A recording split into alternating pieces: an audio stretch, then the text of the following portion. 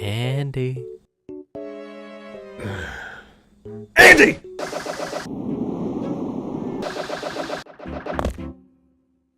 First, how the hell did you do that? Second, how'd you stay in the chair? Third, don't you want to hear about all the cool fun things Chris and I did at PAX East this year? In order. I don't know, and I see no point in saying no, you're just going to tell me you anyway. Yes. So, you went to PAX East this year, and it was a lot of fun. You ate good food, met a lot of good people, and networked your face off, and now you're glad to be home to tell me and them about all the games you played. Alright, let's go, James. Before he starts, these games are presented in no specific order, and there are a lot of them. So settle in, folks. There's a lot to hear about. Yippee. He didn't go. Just in case it wasn't clear.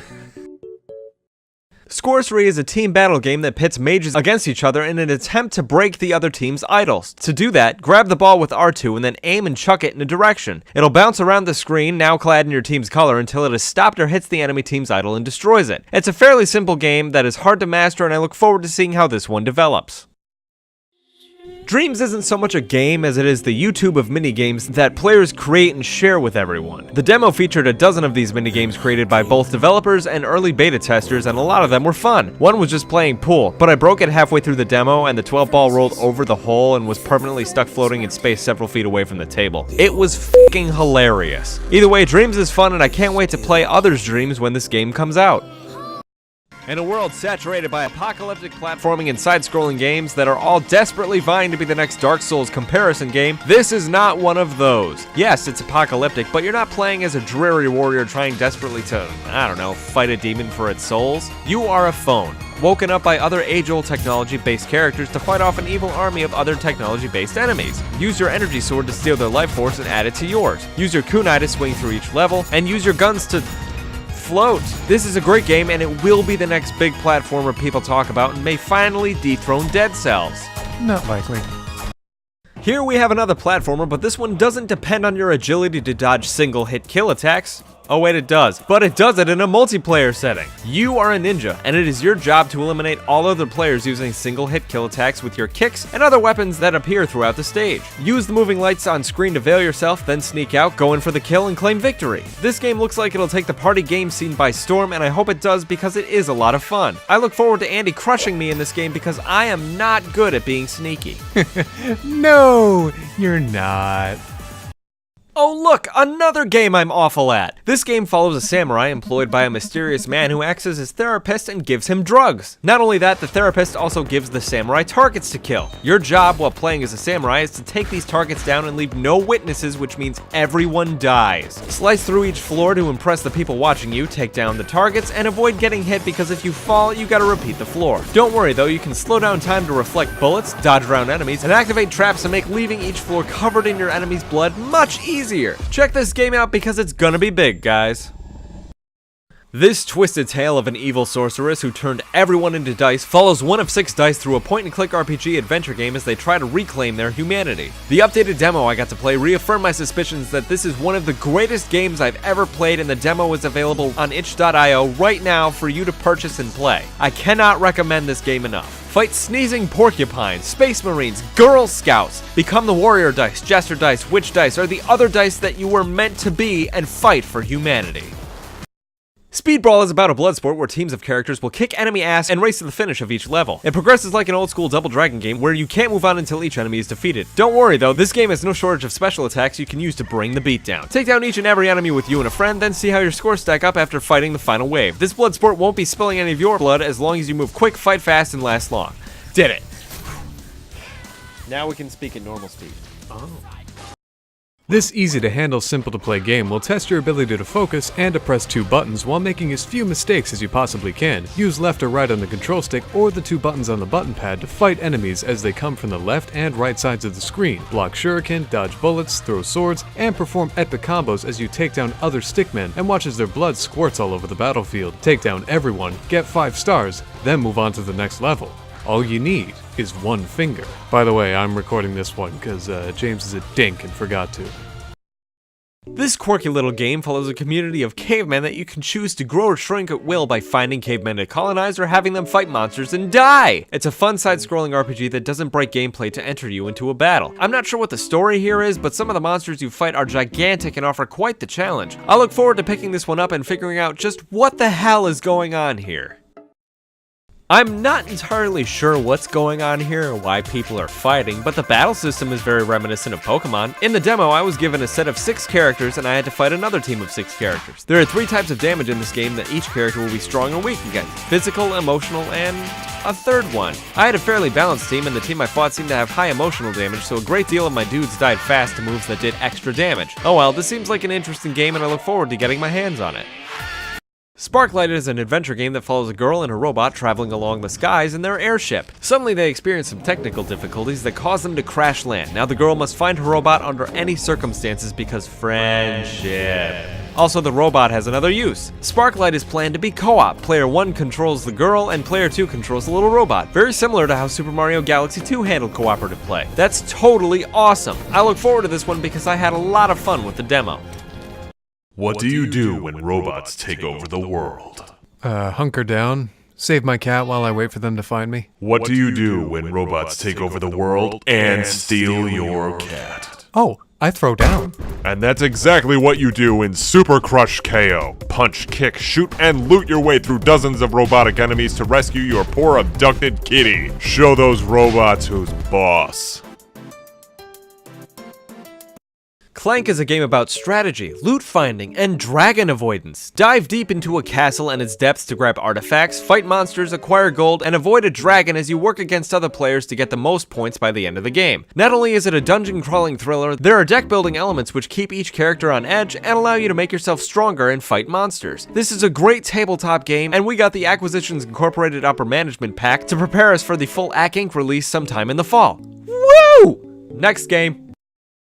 This game and Sparklight are very similar in playstyle and gameplay, only in this one there are some ferocious earthquakes plaguing your village and it is your job to go into the mine that runs deep underground and find out just what is making all that ruckus. You are armed with a pickaxe and your trusty ability to pick up gold with various upgrades you can get throughout exploration of the undermine. Fight monsters, kill bosses, get loot, then get out and be showered with praise. Don't quote me on the last part because I died to a rock monster and got a health-giving fish stuck in a wall. Yay!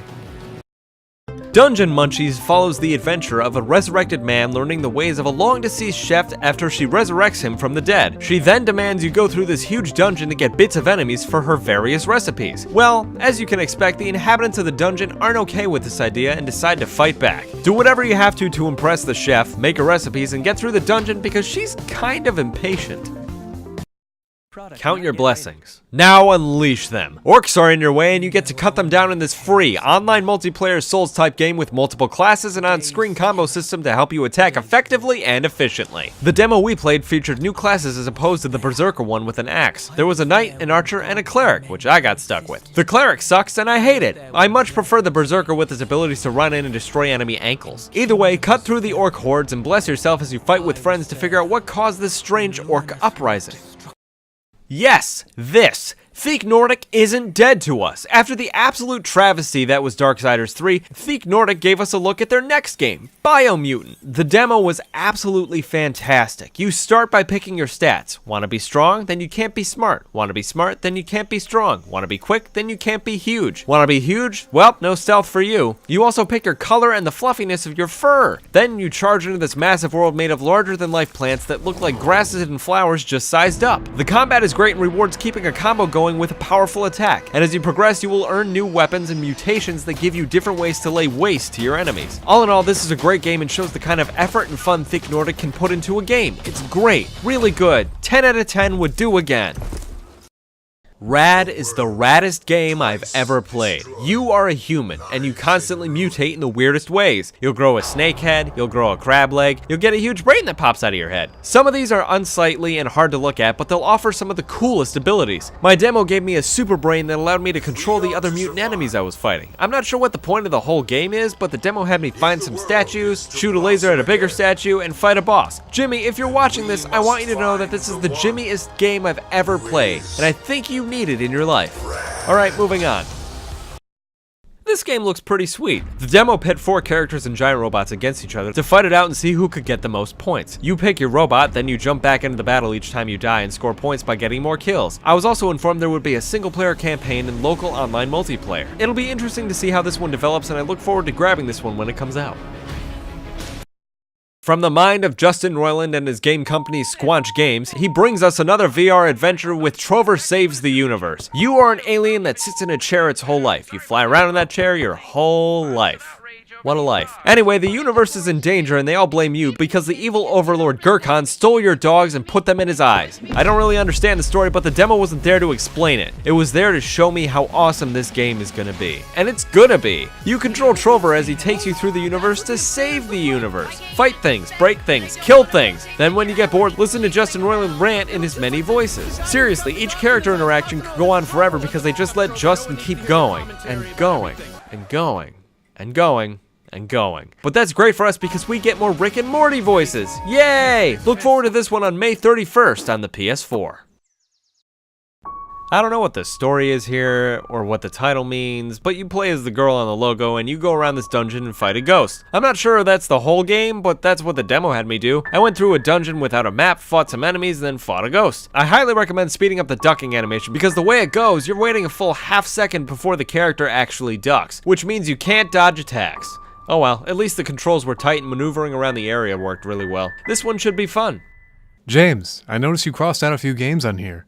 Why? They were awful and I didn't want this video to be so down on bad games. Come on, how about you do one of them?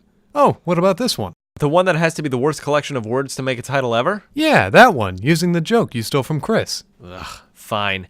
Pascal's Wager Enunciation is bad. Really bad. The animations are choppy and unfinished, the lip syncing looks more like old school Astiv movie than it does real people, and the stamina bar is the worst thing ever in video games ever done to anything ever. It's worse here. The stamina bar never allows you enough of itself to actually kill anything, which means you have to get in, attack 3 times, then leave yourself enough stamina to dodge out of there because every enemy has a combo attack they will hit you with and you can't interrupt it if you don't have the stamina. Ugh, it's so bad. I hope it improves because right now it stands no chance against the other Souls-type games out there. Also, the name of the hero here is Terrence.